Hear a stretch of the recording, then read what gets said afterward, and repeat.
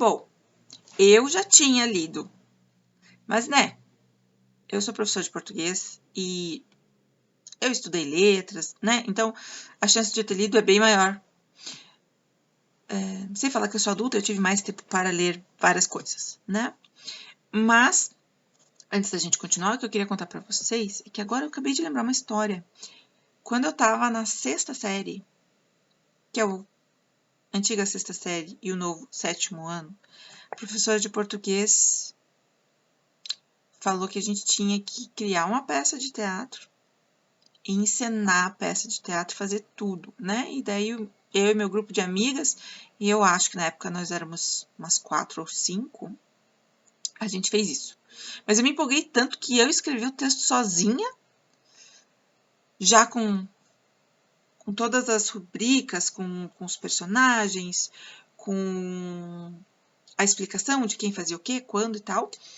E era uma história, eu não lembro bem o enredo, mas eu lembro que tinha um cachorro. E na época, eu tinha uma cachorrinha linguicinha que se chamava Vina Vost. Vina, para os íntimos. E no dia da peça, a peça falava sobre um cachorro, e o cachorro era, tipo, muito importante na peça. Então, eu escrevi a peça, daí o nosso grupo fez, eu acho que 3 cenários diferentes, assim, foi uma super produção. E no dia da peça, eu levei meu cachorro. Gente, e foi a sensação. Foi uma atividade de português que eu gostei muito de fazer. E que, olha só, quando a gente não espera, a gente lembra dessas coisas que marcaram a nossa vida escolar, né? Então, eu não só li texto dramático, como eu produzi um, mas quando eu estava na antiga 6ª série, que é o novo 7º ano. Ou seja, há muito tempo atrás. Muito bem. Agora, antes da gente continuar, eu falei. Me diz aí, o que é um texto dramático? Assim, do nada. Vamos ver o que ficou. Fala aí.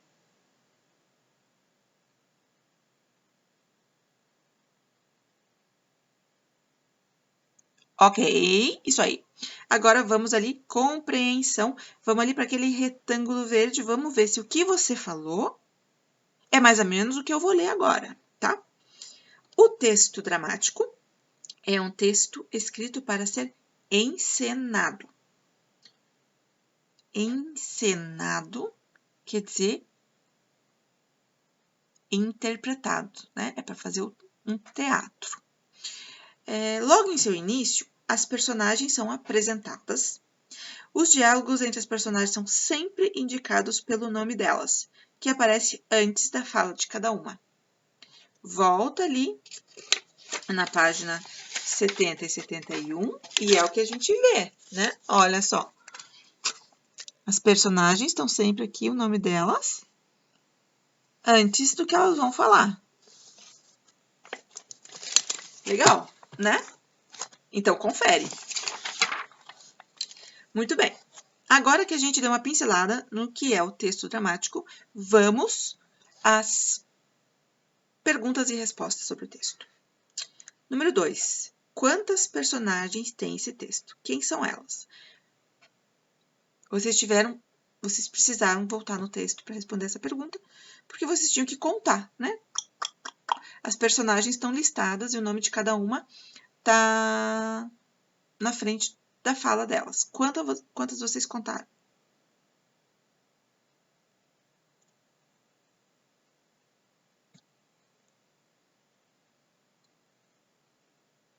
Dez, né? 5 cigarras e 5 formigas. Cigarra A, B, C, D e E formiga 1, 2, 3, 4, 5. Ok? Daí, quantos narradores contam a história? Quantos?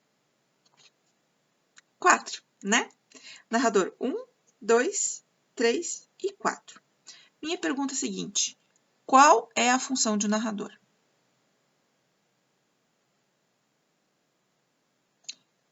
É narrar a história. O narrador é personagem?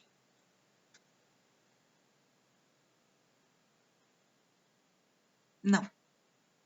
O narrador é narrador, ele vai contando o que está acontecendo na história, mas ele não faz parte da história que está sendo encenada, da história que está acontecendo. Por exemplo bem bobinho, principalmente para os meus alunos que têm irmãozinhos ou irmãzinhas pequenininhos, que gostam de ver Peppa Pig ou Pocoyo. Tanto Peppa Pig quanto Pocoyo tem a historinha acontecendo, né? Mas tem o narrador contando o que eles estão falando, ok? Tipo, ai, e daí a Peppa vestiu as botas de borracha e foi pular na poça de lama. Essa Peppa, esse é o narrador falando. Ele faz parte da história? Não. Ele só vai narrando o que está acontecendo. Então, a gente já está indo para a questão 2B, né? Os narradores são personagens? Não. Eles só contam a história. Eles não participam da história. Então, quem é personagem da história é quem participa da história. Tranquilo? Tranquilo? Ah, mas eu tô ouvindo o narrador falar, eu tô vendo o narrador. Ele tá ali, ele faz parte da peça. Sim, ele faz parte da peça, mas ele não é considerado personagem, ok? São coisas diferentes. Beleza? Muito bem. Daí, tem mais um retângulo. Mas antes de ir para o retângulo, eu queria perguntar para vocês de volta. Eu comentei já que quando a gente lê um texto dramático, a gente percebe que está descrito como as pessoas, como as personagens devem falar e agir e se posicionar no palco, todas essas coisas. E essas coisas aparecem entre parênteses no texto. Vocês sabem como que é o nome dessas descrições que aparecem entre parênteses? Vamos ler o retângulo? O dramaturgo, olha que palavra. O dramaturgo, até pensei, se eu fizesse aquele joguinho forca, acho que era uma palavra para eu pedir, né? Dramaturgo, bem comprida, eu acho que tem mais chance de ganhar da turma. Mas voltemos, concentração, pessoal. O dramaturgo, que é o autor do texto dramático, né? Ele usa as rubricas para indicar as atitudes, expressões, gestos e tom de voz das personagens durante a encenação do texto. As rubricas representam a voz do autor. Em geral, elas aparecem escritas com letra diferente da letra do texto e entre parênteses. No texto que você leu, elas estão em itálico, né? Então, aqui, por exemplo, embaixo da cigarra A, que está escrito invertido, está escrito: as formigas se divertem e dançam enquanto trabalham. Então, além de estar entre parênteses, as letras estão em itálico, quer dizer, elas não estão retinhas como as outras, ou como as demais letras do texto, elas estão mais tortinhas, ok? Justamente para os atores e narradores e para quem está trabalhando na peça, saibam o que é para fazer, como é para fazer, ok? Seguimos. Visto isso, gente, tá claro que é a rubrica? É. Primeira coisa, entre parênteses. Segunda coisa, geralmente com uma letra diferente. Terceira coisa, diz o que fazer e como fazer. O que falar e como falar, ok? Muito bem. Então, vamos para a questão 3. Copie as rubricas que indicam que as cigarras estavam resfriadas. Achem lá no texto as rubricas que mostram que elas estavam resfriadas.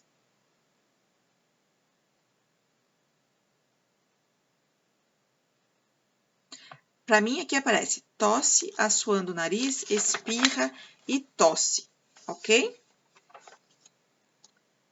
Então, esta está na segunda parte do texto, né? Pessoal, sopa está servida. Oba, toca a campainha. E daí, cigarra A. Viemos em busca de agasalho. Tosse.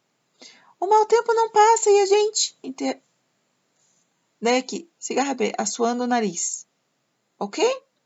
Cigarra C, blá, blá, blá, espirra.